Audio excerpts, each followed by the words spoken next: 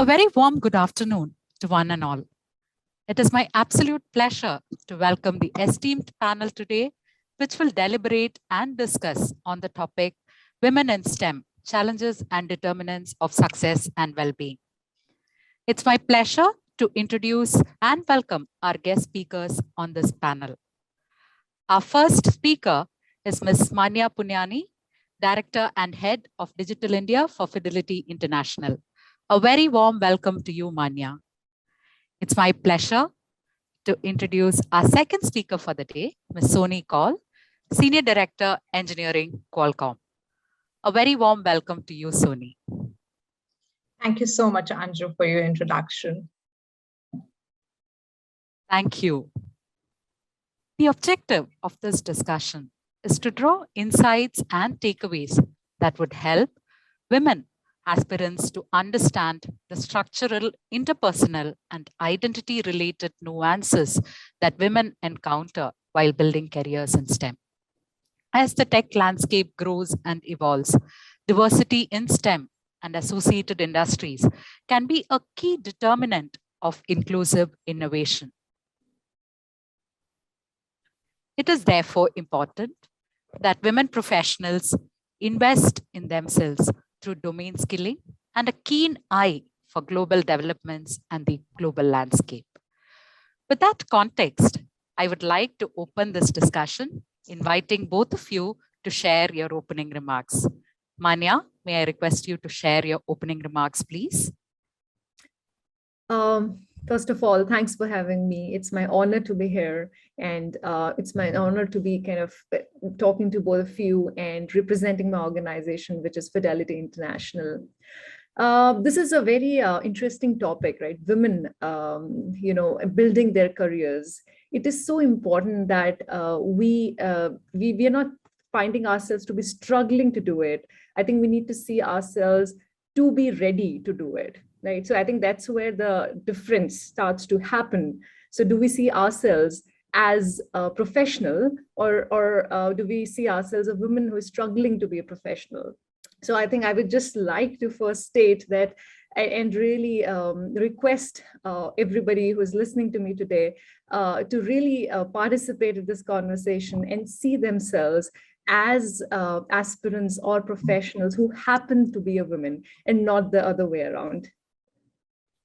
Lovely. Thank you. Thank you, Manya. That's a beautiful way to look at it, from struggle to intent, looking at it more consciously. Thanks. Thank you for that opening remark. Soni, may I now request you to share your opening remarks, please? Sure. Thanks, Anju.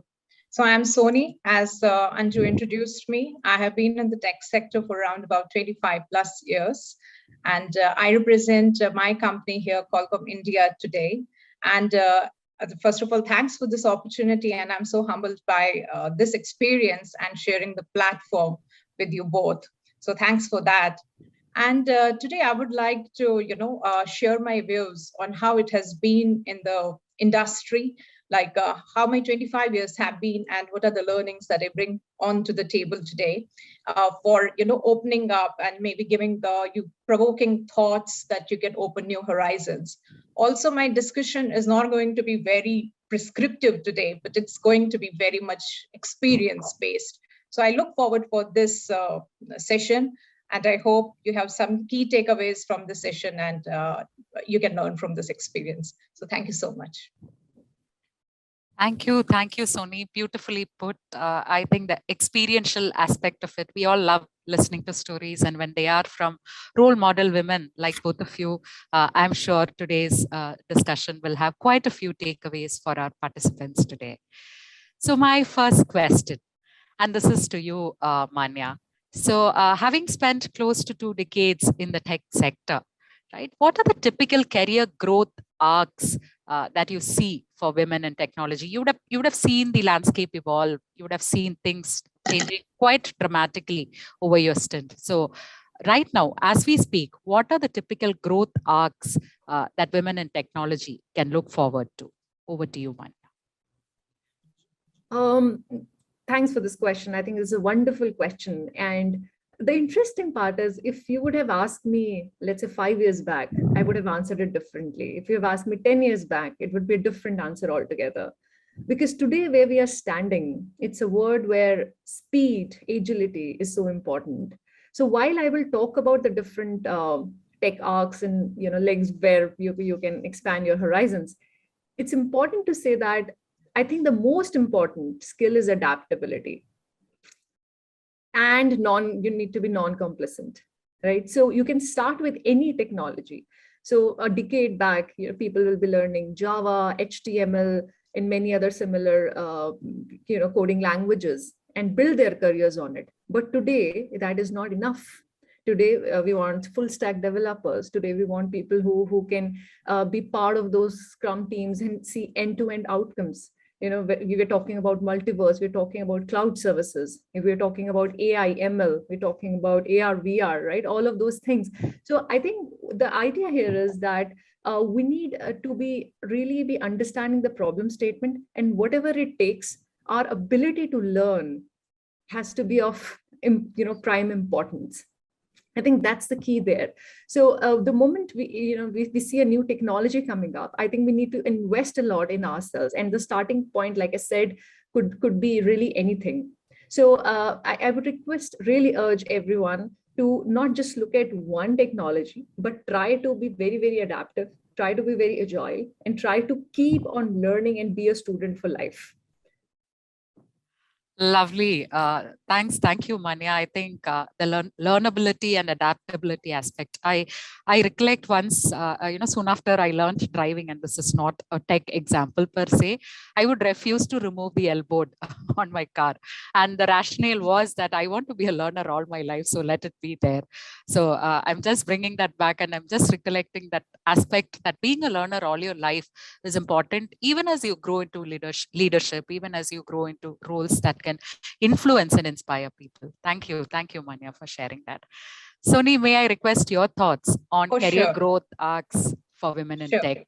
So first of all, very well said, Manya. My views resonate with yours. So as far as career growth arcs are concerned, I don't think that there is, as Manya also rightly pointed out, there's no standard recipe for it. So today, if on this platform, I share that if you do this, you will achieve it. If you don't do this, you will not achieve it. So there's no standard recipe for it. It all depends on how your skills are and how you are as a person, and how the growth or how the technology landscape is currently changing. I think we women do not have to tap on the opportunities only in the tech sector, which would mean engineering specific roles. We should take the adjoining areas as well. For instance, what is limiting a technology women to go into, for instance, sales, technical sales, solution management, marketing and sales? So there are so many different areas that you can pick it up, and the opportunities are limitless. So we need to tap on these opportunities so that we can make most of it. Having said that, and again, I will bring in from my experience, I have changed maybe 10 to 12 jobs in my career, and they have been across the geos, they have been across the industry, and within Qualcomm itself, I have maybe changed 5 roles in different functions. So as far as the opportunities are concerned, there is no limit, but it is just that you need to introspect as an individual where you want to be after some time. Of course, that is also rapidly changing, but you will have a kind of a feeling where I want to be. So if we prepare and feed ourselves information and skills in that direction and stay focused there, I'm sure there is a lot we can achieve. So like I have just to substantiate that, I have taken roles in technology strategy, coding, testing, and program management, and multiple roles. So having that stereotype that if I am going to be in tech sector, it means to code only is not a right mindset. And in fact, as we grow in the organizations further, so that kind of starts to change over the time. So my take on that is, of course, you should have niche skills, but keep on picking up other skills, because that element comes later in your career and it might prepare you for your better future. Thank you. Beautiful perspectives. And I really loved the aspect of adjacency that you brought out, Soni, right? The fact that you shouldn't box yourself up in silos thinking that this is my niche domain. Let me just build, be the best in it. But look forward to what are the adjacent streams growing and build your versatility. I think that's a great takeaway from you, Soni. Thank you so much for that. Thank you. Wonderful. My next question to both of you, and I would want both of you to reflect a little, do a little rewind flashback on how did you first get the inspiration to get into the tech stream? What inspired you to move into the tech stream and build a career in that? What were some of your earliest experiences that kind of propelled you to this position today? Manya, may I? Okay. Oh, sure, Soni. Yes, please, Soni. Over to you. Okay, I was very tempted to answer this question because Anju, when we were having off-screen conversations, you said I'm an accidental engineer. Definitely, I wanted always to be in the STEM sector right from the childhood, but I'm also an accidental engineer, if I may confess. So it was very much late in the game that I decided, I wanted to be in the technology. So I was always wanting to be a medical, having a medical career. And people still are very surprised to see that I have made that change. And definitely, when I felt that, I have something more, I was very good at maths. And that is what girls feel a bit, they are good at. But you need somebody to push you there. I was, if you recognize that skill and you can do better. And I was very apprehensive about it. I'm not great in maths. So should I go for this technology sector? But it was when I got a little bit motivated to, yes, and recognition that I'm good at, I felt that, technology is something that I would like to pursue. And it was a skill that was, lying within me, but never got the recognition. So as a child, as an individual, and even later in the career, recognition becomes a very important part because you need to, and as you know, that we are women and we always need a little push sometimes. So if you get that early in your life, I'm sure you have a long way to go further. Beautiful, beautiful, Soni. And the fact that it's all there in you, innate in you, intrinsic in you, and maybe you need that push. Maybe it comes from external sources. Maybe it comes from that spark being ignited due to some circumstance or incident. Beautiful. Manya, over to you for your story of building a career in technology. Yeah, it's very different from you, Soni, and probably this contrast might help people to resonate better. It was always planned for me, So after I did my schooling, I did my bachelor in computer engineering. Yeah, it is a 4 years program, right? Then I did my MBA in information technology, right? And I was always a great student. So I taught my university, and back then former President of India, Abdul Kalam, and, invited me to President House, all the toppers and gold medal and stuff. I was like, I was destined to be here, So, but then, I joined in an organization, an IT organization, which was Genpact. After that, I moved to Publicis Sapient, where I spent 13 years before, joining Fidelity International, which I joined in 2 years back. Now, if you see, it was all planned. But let me tell you, good education or plans do not make you successful. What makes you successful is your own ability to experiment with yourself, to not fear failures. All through my journey, it's just the admission you get into an organization by your marks. Right after that, it does not play as much as we think or students worry about. Right after that, you have to really not underestimate yourself, especially if you're a woman. Do not put high expectations on yourself. Be experimental. Do not fear. In fact, when you fail, celebrate those failures and let the world envy you. So I think you keep doing that throughout your career, and that has been my mantra, to keep trying different things. Now, technology is a huge business, right? Like Soni said, it's not just coding. There's so much that you will start to value. There's so much you will take pride in. After, whatever, I have about 18 years of experience. Now, today, the things that I take pride in is not what I coded or what I program managed. The things I take pride is that I am able to make an impact in a customer's life out there. Whether it's an investor or somebody who's buying a Dove product, because we supported Unilever in my last organization. So that's the impact, the experience the customer is getting in digital marketing space, for example. That is what makes me feel good. Sustainability, all the digital solutions we are building, how much carbon footprint it is putting in the system. Can we save that today? Can we create solutions that are sustainable? So what I'm trying to say is your start could be anything, but after that, every day is new, right? And every day you have to exercise your choices, make those choices and move on. It can be good or bad, and find the things that you will take pride in and that will, make you feel good as you wake up in the morning. So that's my journey, well planned, but I would say that I've been very experimental in my choices. Excellent perspective, Anju, there. And I think that you have tapped onto a few things which are very interesting here. For instance, carbon footprint, impact, how your product is going to influence the customer pain points. So these are very interesting thoughts. And to be very honest, I think that women in tech, this is one of the very biggest driver for women to be in technology, because nobody other than women can bring that well-rounded perspective into these areas. So excellent thoughts. Thank you, Manya. I love the idea of experimenting. I think something that research has consistently shown is that women do not take as many risks as other professionals. But I think given the fact that the kind of exposure that people have access to today, and the kind of disruptions that COVID has caused over the last 2 years, I think it has opened our window to a world of opportunities, to a world of access. So looking into that is something that all of us should be doing, especially women who are keen on building careers in STEM. And I loved the diversity here, from an accident to a destiny.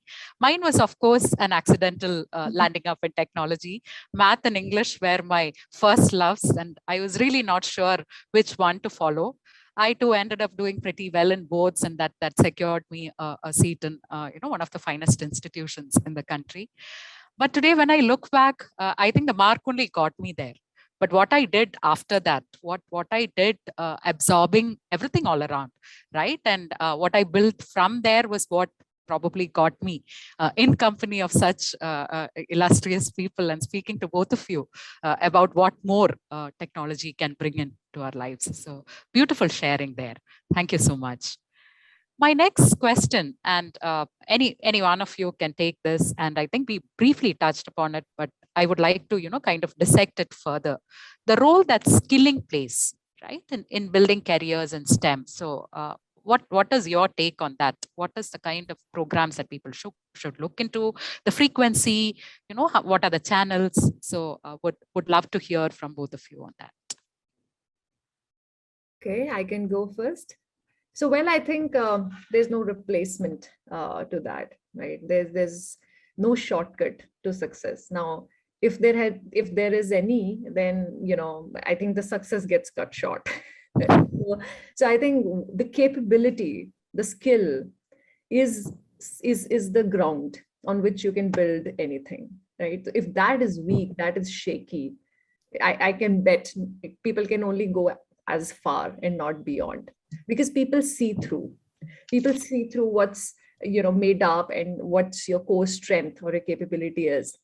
So I think do invest a lot of time and your energy into yourself, invest in yourself, build those skills. Now when we build those skills, there's always so much learning that we had from the past.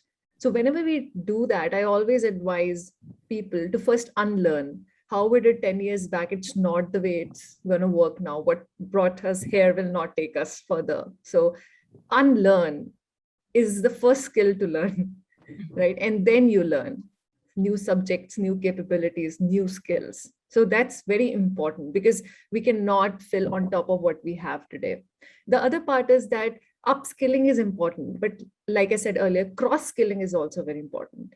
You should always keep switching between different aspects of the same business, because that will make you more diverse in your perspectives. you explore much more than, what your immediate remit is like. That will help you build perspectives, point of views that are generally, very strong. And in today's world, people who have belief in a belief system and can stand by it and support and share those perspectives is highly valued.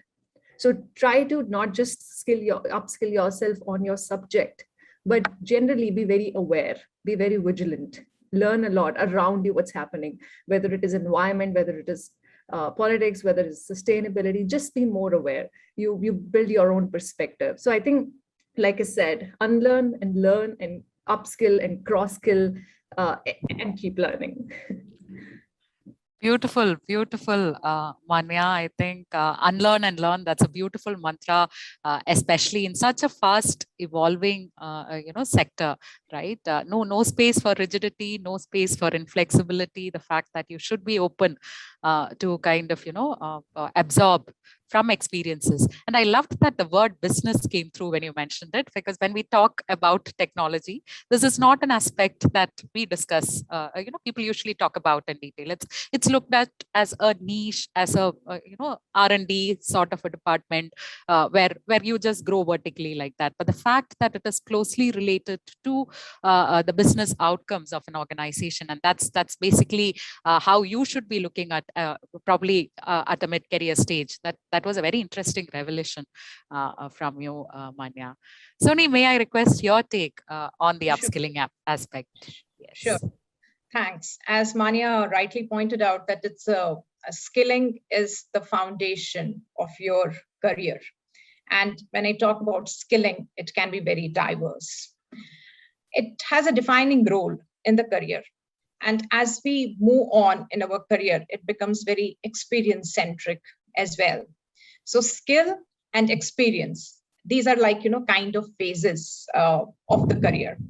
However, the way the industry is today, I'm not talking about the technology only, the entire sector, the way it is today, everything is so rapidly changing. And one of the thing to complain here is technology. Because, for instance, we would not talk about digitization earlier.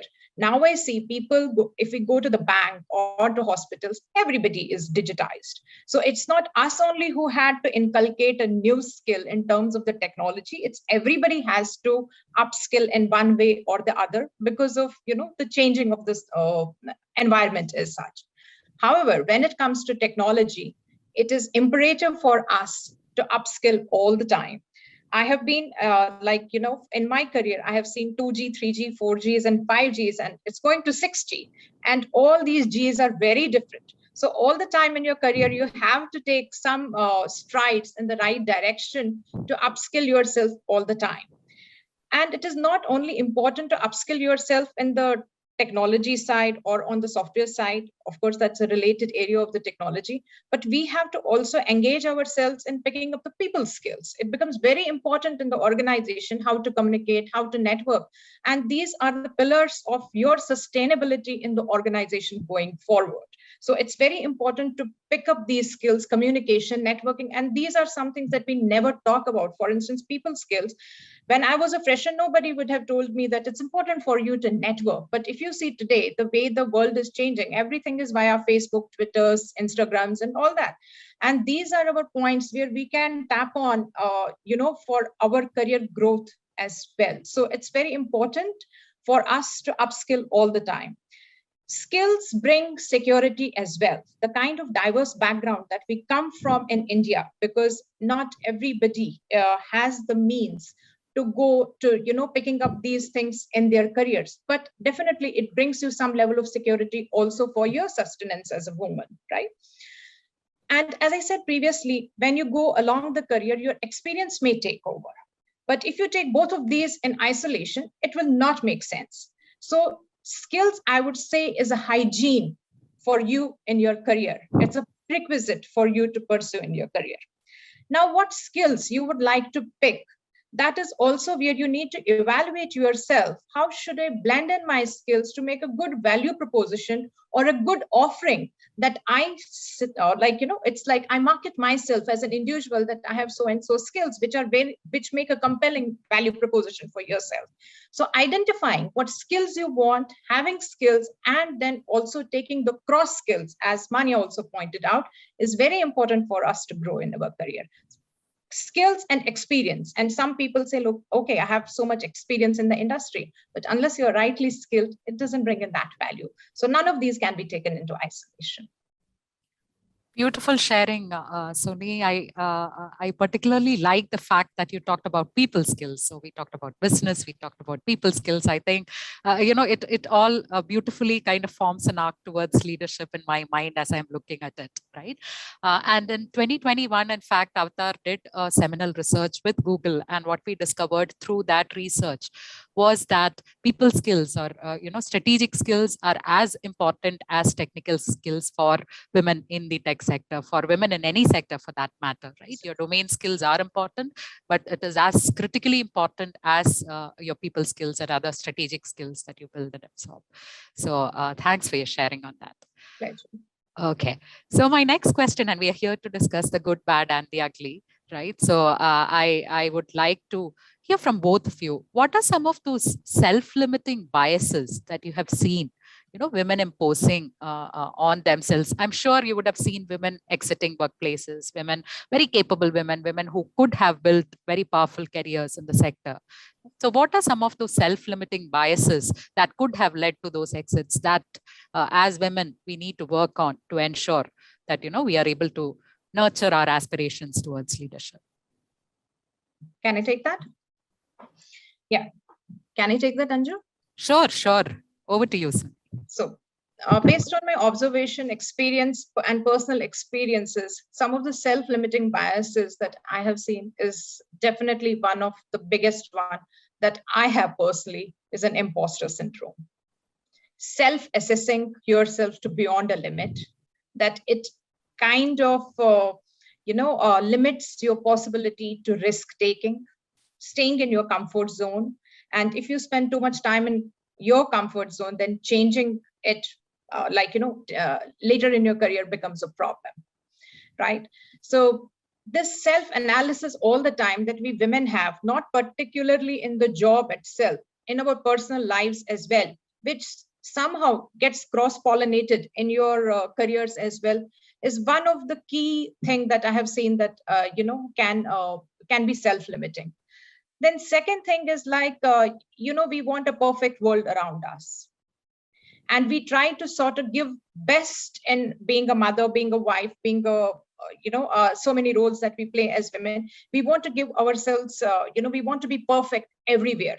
So this tussle between all these things can be frustrating as a woman. And I feel that people give up so much because of this. Then third, I have seen personally is also that we don't speak up. If we have a problem and if we speak up about it, I think the things are changing now. Inclusivity is driven by, like in Qualcomm, we take this diversity and inclusion. Like we have mentored so many, we mentor people every now and then about this. And people are very well aware about what it mean for a woman to be here in the organization. So if we just simply say, okay, I'm going to take care of my child today and I'm not available. But trust me, many women hesitate to put that information right across their managers so that they can be sensitive about their personal lives as well. Then last but not the least, the perception that we carry about this tech sector not being 9 to 5 kind of a job, and meaning dedicating our lives to the job, is another inhibition that we carry towards being committed to the tech industry. And somebody has rightfully pointed out that women engineers are perceived as boring. They cannot dress well. So that also sometimes it becomes a cultural issue as well. Like they don't want to give up on dressing up.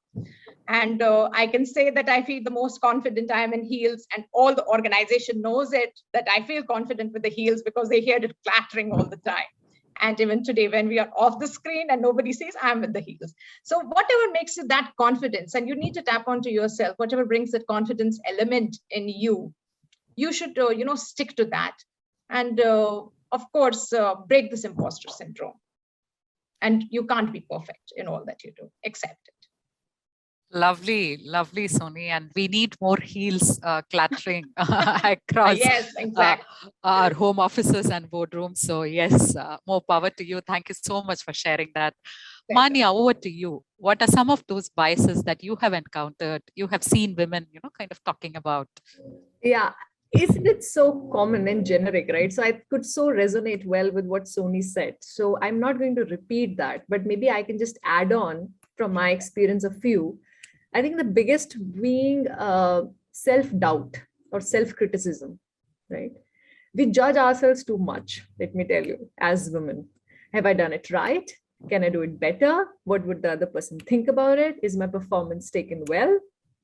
And all of those questions that keep on going in our head all day, and nobody's asking us those questions, trust me. Yeah.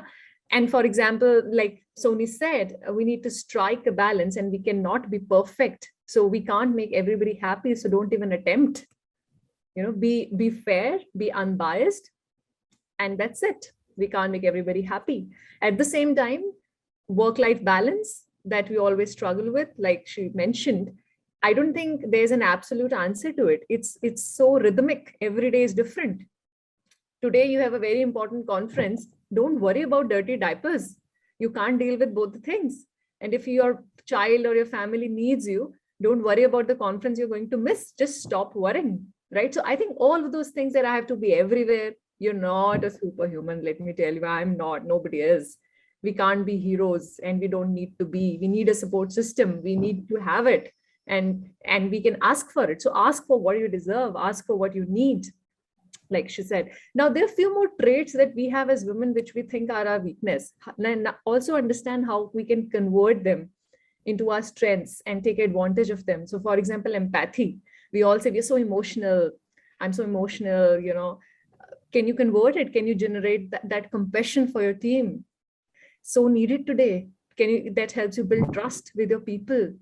Supreme importance in the business and tech world. So use those traits of yourselves.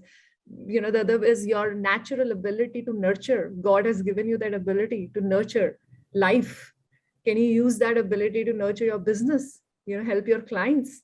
So I think there's a lot women can do, but we do a lot of self-doubt. Let's not do that.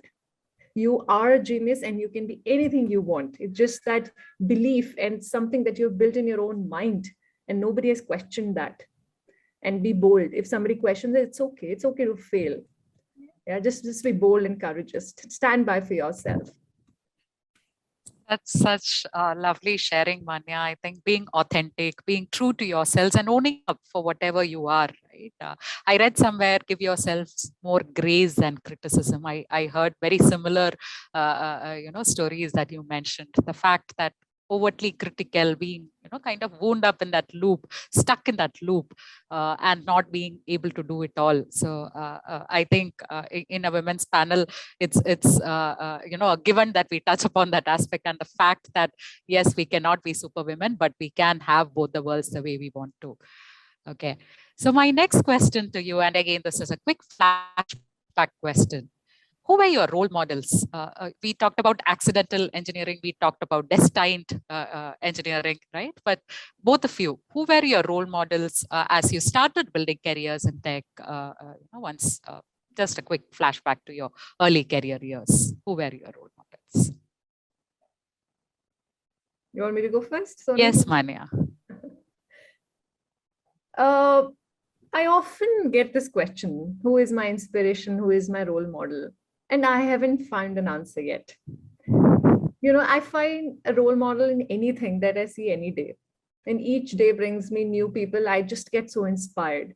So I'm told that I have this true eye of just appreciating so much around me. So I think there are a lot of people who have inspired me in life. Some of my mentors and coaches, In my previous organization, I spent last 6 years in one of the FMCG clients, and my boss there, I thought I learned a lot. So he was one of the role model. Even before that, there was another mentor that I had. He was a role model for me. Michelle Obama inspires me a lot. I've read her book, Becoming, and it's such a wonderful piece of work, and her perspectives. I find my father and my mom, teaching me even today when I talk to them, there's something or the other which just lands to me, yeah, as something. So I think my 10-year son, sometimes he speaks such great things that, leaves me questioning myself. So I think for me, there's no one person I'm aspiring to be like, or true role model, but there's so much around me that inspires me each day. And for myself, I just look at myself, where I was before and where I am today, and how I can be better tomorrow, just a better version of my own self. That's how I see it. I'm sure I've not answered it the way you probably wanted, but that's very true of how I see it. There is no right or wrong in this, Manya. I think you painted a beautiful role model canvas, a very diverse one, young, old, different facets. Beautiful. Soni, over to you. Your role models, your inspiration. Yeah, I'm just trying to, trying to think, which actually, while Manya was speaking on this, I was actually thinking who has influenced me the most. And definitely along my journey, there have been both men and women as the role models. But if I would say for technology related area, definitely I don't have a role model who I want to be. As Manya also said, you cannot aspire to be someone, because then you're dealing with another problem. You're struggling with someone you want to be, and you may or may not be there. But definitely somebody's thoughts from the tech industry that have really, helped me beat the challenges. And as they say, our seniors leave a legacy behind. Of course, in age, we might be pretty close. Padma Shri Warrior has been somebody that I read a lot about. So one of the punchlines that I have taken from her, there is no work and life balance. It's the integration of the things that weaves your career for a woman. So I keep on reminding myself about that. Not, I don't take her as a role model for, who I want to be, but definitely some of her conversations have been so influencing and so inspiring that definitely, as we are here speaking today, I'm sure it will be good for somebody else who is our, who are there next in the line to be in the tech sector. So in the same way, I feel that Padma Shri has influenced my thought process to a great extent. Lovely, lovely, Soni. I think the fact that a role model is not somebody you aspire to grow into, because I think every individual is unique and you have your own story, right? So, but then there is so much to learn and absorb from people. So that's a beautiful take on it. My next question to both of you, again, looking into some negative aspects of building careers in STEM. Did you face any discouragement, by anyone when you started to pursue a career in STEM? Did you had to face? Have you heard other women facing and talking about it, even in terms of pursuing a career in STEM? I can take it, Anju. Yes, Soni. Yeah.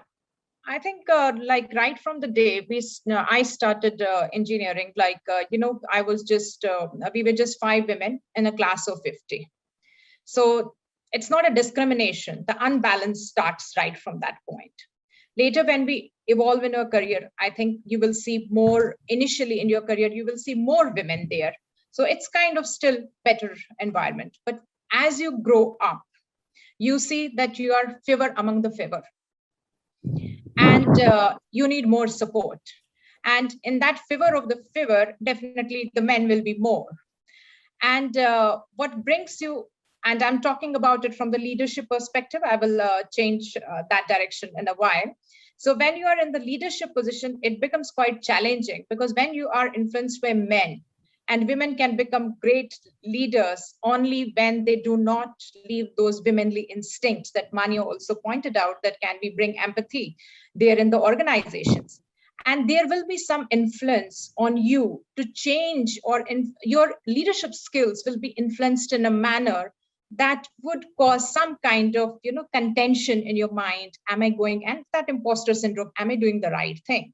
So I would say, please stick on to that. If you're sure of what actions you have taken, please stick to that, because there's no right and wrong in dealing the things. It is just that women look at things differently and men look at it differently, and that is why we are there. During early in my career, I haven't seen any challenges in terms of women or men, because I was fortunate enough to spend those challenging years in a country where women are well represented. I have spent most of my career in Finland working with Nokia, so it was very well taken care of. But even in my career here, it's becoming even when we are being leaders, now that I've grown in my career, it's much better than it was 10 or 15 years back. And I have great mentors here, like for instance in Qualcomm, who have influenced my career very positively. So I don't think that that has been the case. Beautiful, Soni. Good to see that, the culture of allyship, right? And your background in Finland as well. I think great sharing there. Manya, over to you. Any discouraging remarks that you've had to hear, even when you were destined to build a career in technology? I'm sure there were many to start with. They may not be so direct, but those could be by behaviors, those could be through other channels, right?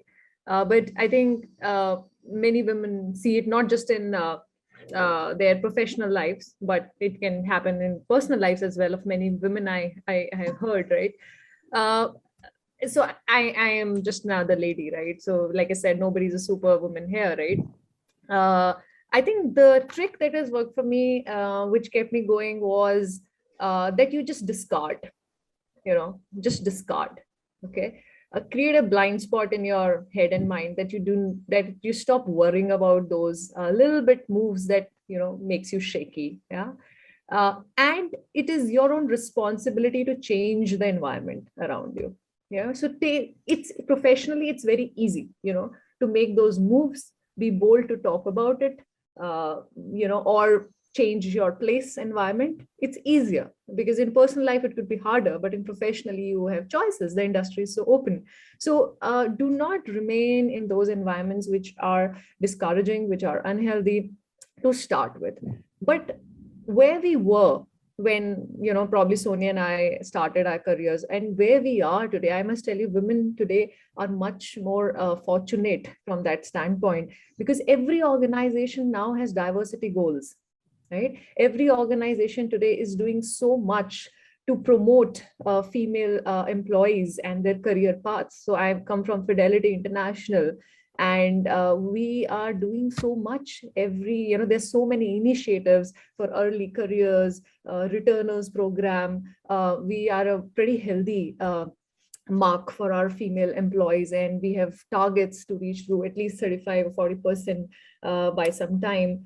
So we are having graduates from female women colleges, and we're promoting through not just talent acquisition, we are promoting through many other ways, their own promotions on, obviously, on merit. And there's a lot on development and trainings that we are trying to impart. And men are the two allies there, and they're supporting a lot, right? So within the organization. So just like Fidelity, I'm sure the industry, and I hear it often and read on LinkedIn often, right? There are so many role models that, are being shared, women leaders, to inspire other women. So today, whosoever is hearing us today, I must tell you, you are much more fortunate as against when this whole industry started and women started to kind of step in. So it's much balanced platform, if not equal, almost there, right? And you're in much better shape. And there is a lot of support for women to build their careers in technology today. In fact, there is an edge that we have got purely because of what we can add value to businesses at large. Lovely, Manya. I think there is so much of positivity that is brimming in this discussion. The fact that being in environments that motivate you, that inspire you, that encourage you, and so much of positive exchanges that have happened. So we are almost at the close of the discussion. By way of closing remarks, may I ask you to share 2 quick thoughts that you would want women job aspirants in the STEM sector to take back from our panel today. Over to you, Manya. Okay, you put me on spot. I don't know what to say, but so it's very hard to really summarize into a few takeaways, right? But I'll probably start by saying that don't wait for things to come to you. No, there's no spoon feeding that you will see, right? And I read it somewhere that life is only 10% what happens to you. 90% is how you react to it, right? So think about it. You have to take the first step, yeah, and continue to move on. There's a lot of support you will see in such great organizations that you have today at this job fair. There's so much support for you. This platform itself is a testimony of the same, right? It's just you who have to feel the confidence and be brave and bold in doing whatever your path you are choosing. So all the best. Wish you all a lot of good luck.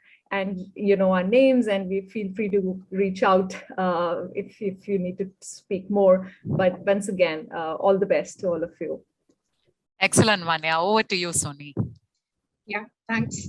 Thanks, Manya. So a couple of, just to add on to Manya, what she said, few of them are be yourself, don't change. Second, go after the opportunities. Opportunities will not come to you. Push your envelope, start taking risks. You might not see close returns, but you will, at the end of the tunnel, there will be always some light. So don't limit yourself for not taking risks. So with that note, thank you so much for this forum to give me this opportunity. And I wish everyone good luck. And we are ready to help anytime we can influence anyone. So feel free to reach out. Thank you so much. Thank you so much, Soni, and thank you, Manya. As I said earlier, this was a very, very inspiring session. So many pearls of wisdom that was shared. So my dear participants, if you would want to know more about our speakers today, please go on to the Know Your Speakers tab in the lobby and explore the kind of legacies that they have built for themselves.